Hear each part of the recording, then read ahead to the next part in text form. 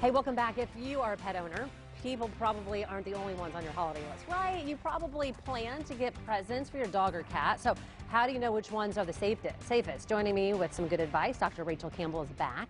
She's the medical director of Pet Wellness Clinic. So good to see you. Nice to see you. We had a dog that almost died because of a squeaker toy. Oh, yeah. The squeaker got in her stomach. Emergency surgery. Yep. It happened. So now I'm always looking. I'm like, well, can our dog be around this toy? I know. So let's break down. First are things that we really need to watch out for. Yeah. Squeaker toys are one of them. What Yeah. else?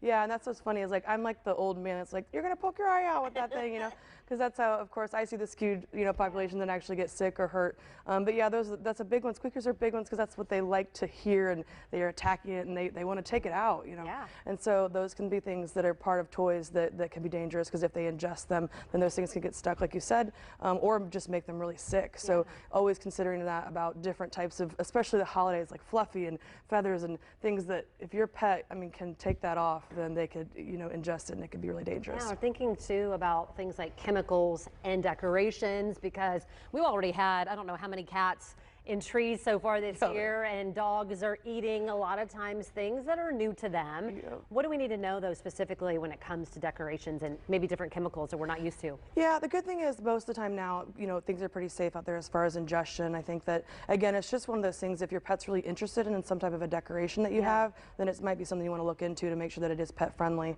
Again, most of the time it's the things that they get sick from are going to be more of like the objects that they actually eat tend to be than more of a chemical problem as much, aside from, again, plants and things, of course, which around the holidays you can see a lot more of, so you just have to be careful, especially with cats. They love to eat some of that stuff, and especially if you're looking at them and giving them attention like it's wrong, they're going to be like, I'm going to probably go back and do that a little more, They know. Got a lot of attention for that. I see a lot of times gifts of rawhide, and I actually did not know this. That's something that we should stay away from? I actually had a case when I first graduated that was a little Chihuahua that had chewed down a rawhide to where the edges they become really slimy, and so it actually got lodged in her throat. So I had to actually sedate her to retrieve it. She did fine, but I was right off the bat like, don't use rawhides, But again, I know people use them all the time, so it's a skewed population, but also. Not just that, but it can be very rich, the actual stuff they ingest. So if they're chewing on it a lot, especially you're talking about a little tiny Chihuahua, if they eat a big piece of that, that could be a lot of not to mention calories, but also just things that could be kind of hard on their stomachs. So those are things you got to be careful about. If you have a small dog, think about maybe if you have a big, huge dog, maybe rawhide is okay. Yeah, a little bit. And that's just about everything. Always considering the size of your pet, because again, if they're going to actually be, if you're concerned it might be something that they might ingest, then those things you really got to be there with them when they first get it, to see and I would not leave a pet with a new toy if you're not going to be there to be able to watch them. Okay, safest toys. We only have 30 seconds left. I want to get through some of this. Some of the safest ones, like Kongs are really popular, where you can actually you can line them with peanut butter, put them in the freezer.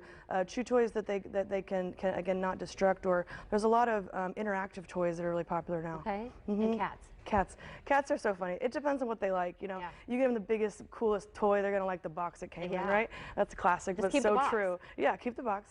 But yeah, a lot of cats are pouncers and hunters, and there's all these fun toys now that can mimic some of those hunting behaviors. Okay. So those are, I think, some of the funnest ones if they like them. Thank you so much. Of course. All right, so we appreciate you. I don't know if you all both, you and Jim, as we go over to you, Jim, one of the latest social media, something that was on there this weekend was a vet who got a Kong out of a big German Shepherd, stuck in its throat, and she had to basically, it was some insane video. Wow. Yeah, did you see it? Yeah, I've crazy. seen it. Jim.